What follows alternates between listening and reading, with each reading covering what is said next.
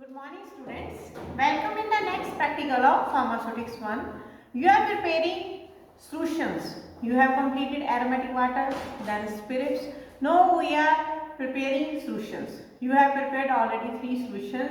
One is normal saline, then compound sodium chloride solution, that is Ringer solution. After that hemodialysis solution, concentrated hemodialysis solution 35 into, and now we are going to prepare iodine solution, aqueous iodine solution. So what is the object?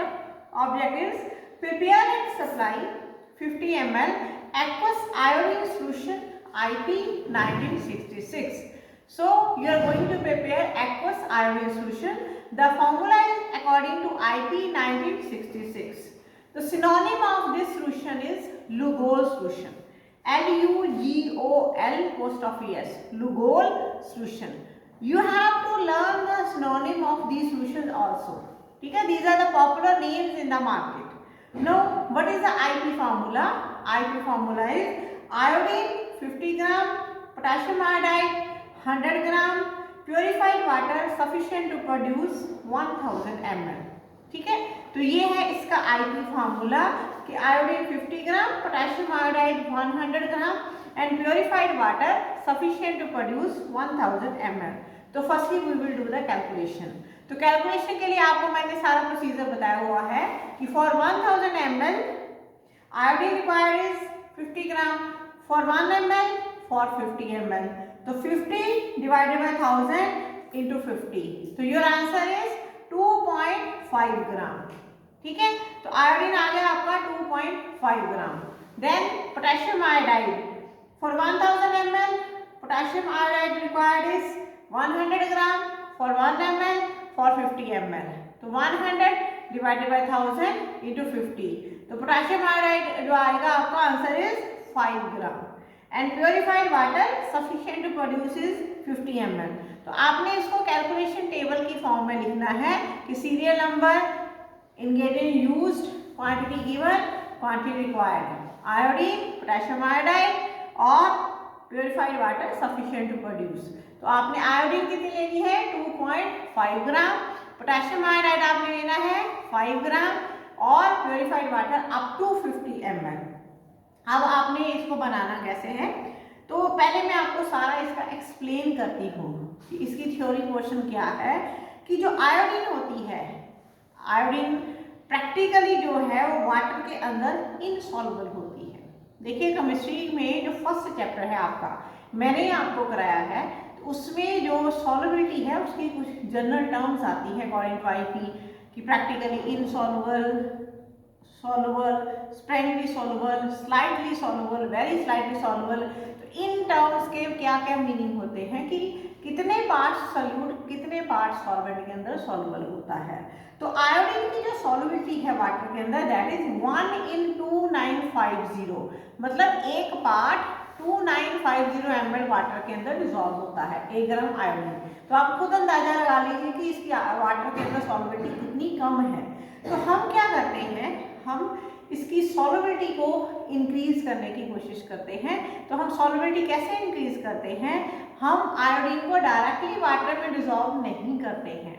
हम क्या करते हैं, पहले potassium iodide को water के अंदर dissolve करते हैं जो वाटर के अंदर बहुत इजीली फ्रीली सॉल्युबल है. ठीक है, तो पोटेशियम आयोडाइड को आप वाटर के अंदर डिसॉल्व करते हैं. अब उसके बाद थोड़ी थोड़ी करके हम आयोडीन अंदर डालना स्टार्ट करते हैं.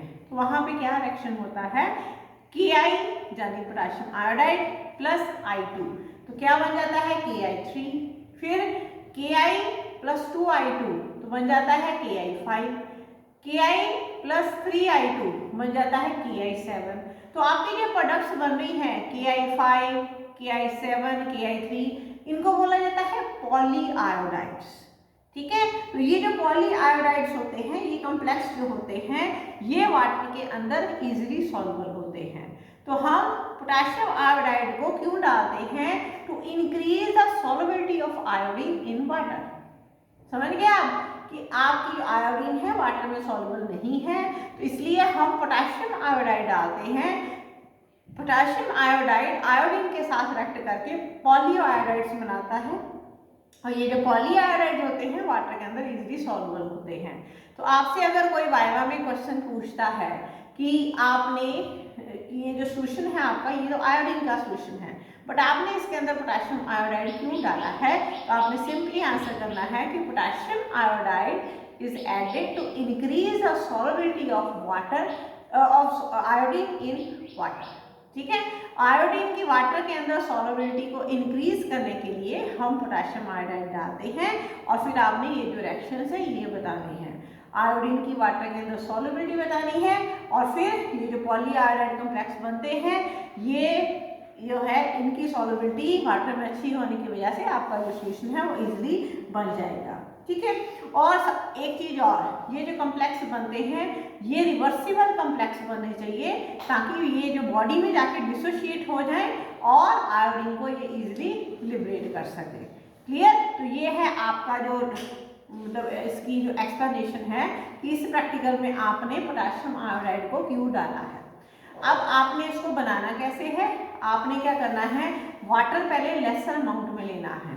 ठीक है, जैसे नॉर्मली हम क्या करते थे, कोई भी प्रोडक्ट बनाते थे हम 40 या 45 ml वाटर ले लेते थे। तो इसमें हमने कितना लेना है, इसमें हमने पहले 25 ml वाटर लेना है, क्योंकि जो आयोडीन है वो concentrated solutions of potassium iodide के अंदर जल्दी सॉल्युबल हो जाती है। ठीक है, तो अब उसके अंदर पहले पोटेशियम आयोडाइड डालना है, जब वो डिजोल्व हो जाएगा तो थोड़ा थोड़ा करके आपने आयोडीन डालना है, आपका सॉल्यूशन रेडी हो जाएगा और आपने इसका वॉल्यूम जो है पूरा कर देना है। अब है इसकी स्टोरेज कंडीशन। तो आयोडीन भी वॉलेटाइल नेचर की होती है, टू प्रिवेंट इट्स वॉलेटाइजेशन इसको भी हमने वेल क्लोज कंटेनर के अंदर ही स्टोर करना होता है, और साथ में आयोडीन रेजिस्टेंट कंटेनर में, जो कंटेनर आयोडीन के साथ रिएक्ट ना करे ऐसे कंटेनर के अंदर आपने इसको स्टोर करना होता है। अब इसके यूज क्या है, आपको पता है आयोडीन हमारी बॉडी का एक बहुत ही एसेंशियल कंपोनेंट है। तो ये जो सोल्यूशन आपने बनाया है ये सोर्स ऑफ आयोडीन यूज होता है। जब आप पेशेंट को इंटरनली देते हैं तो ये सोर्स ऑफ आयोडीन यूज होता है। ठीक है, तो एक नॉर्मल अडल्ट पर्सन होता है उसकी जो रिक्वायरमेंट होती है आयोडीन की बॉडी में डेली वो 100 माइक्रोग्राम होती है। ठीक है, तो ये जो सोल्यूशन होता है, अगर किसी की बॉडी में देखिए आयोडीन की डेफिशिएंसी हो जाए तो आप जानते हैं ग्वाइटर एनलार्जमेंट जो यहाँ पे होती है, आपने देखा भी होगा टीवी वगैरह में ऐड भी आती है, पंजाबी में इसको गिल्लड़ की बीमारी बोलते हैं। ठीक है, तो ग्वाइटर के ट्रीटमेंट में इसको दिया जाता है। ठीक है, in the treatment of thyrotoxicosis. और अगर आपने इसको एक्सटर्नली यूज करना है, क्योंकि इस आयोडीन जो है एंटीसेप्टिक नेचर की होती है, तो ये जो सोल्यूशन है इसको आप एंटीसेप्टिक यूज कर सकते हैं। इंटरनली इसकी डोज होगी 0.3 to 1.0 ml। क्लियर? तो स्टोरेज मैंने आपको बता दी in well closed iodine resistant container.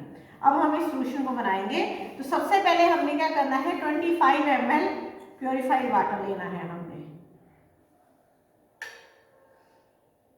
ये हमारे पास पानी का फ्लास्क है, इसको हमने वॉश करके ड्राई किया हुआ है। तो इसके अंदर हमने 25 ml प्योरीफाइड वाटर डाला। अब हम इसके अंदर पोटेशियम आयोडाइड को थोड़ा थोड़ा करके डिसॉल्व करेंगे।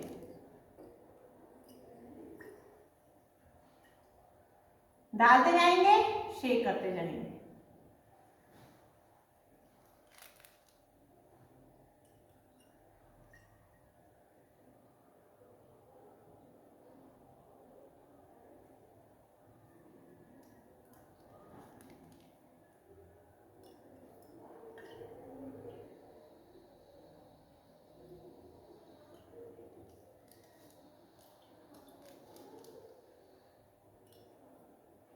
आयोडीन के जो भी सोल्यूशन आप बनाएंगे ग्लव्स पहन के बनाएंगे, अपने आप को पूरा प्रोटेक्ट करके। इसके जो स्टेन्स हैं वो इजीली रिमूव नहीं होते हैं।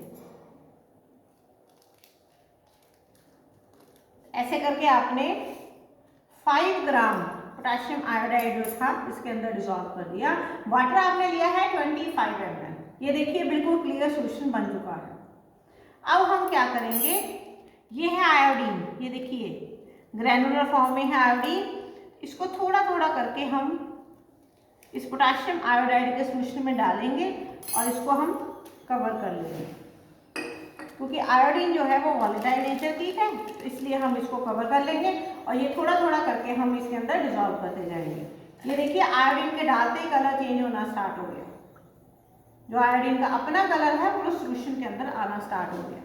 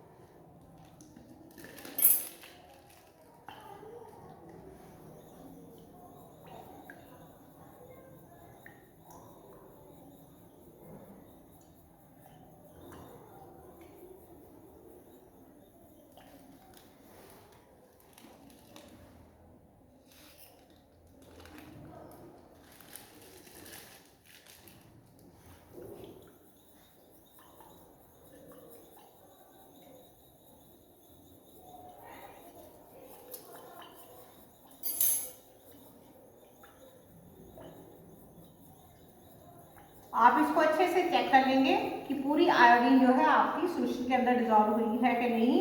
वो कोनिकल को आप ऐसे स्लाइड करके आप चेक कर सकते हैं।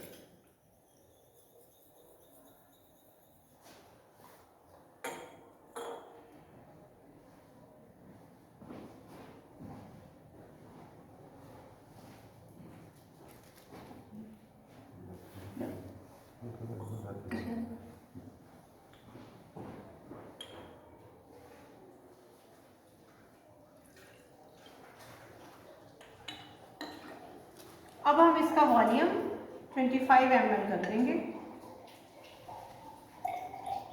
सॉरी 50 ml कर देंगे। 25 हमने पहले दिया था, अब हम इसका वॉल्यूम 50 ml कर देंगे। ये देखिए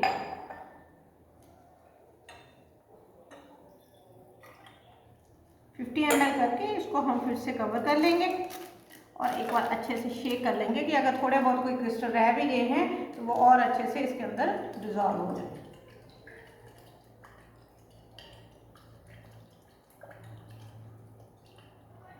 इस तरीके से ये देखिए सारा डिजॉल्व हो चुका है। आप कोनिकल को नीचे से अच्छे से हिला के देख सकते हैं। तो ये है बन गई आपकी एक्वस आयोडीन सॉल्यूशन और लुगोस सॉल्यूशन। इस तरीके से आपने ये जो प्रोडक्ट बनानी है, बाद में आपने उसको वाटर में ट्रांसफर करके इसको आपने हमें सबमिट करा देना है। Thank you.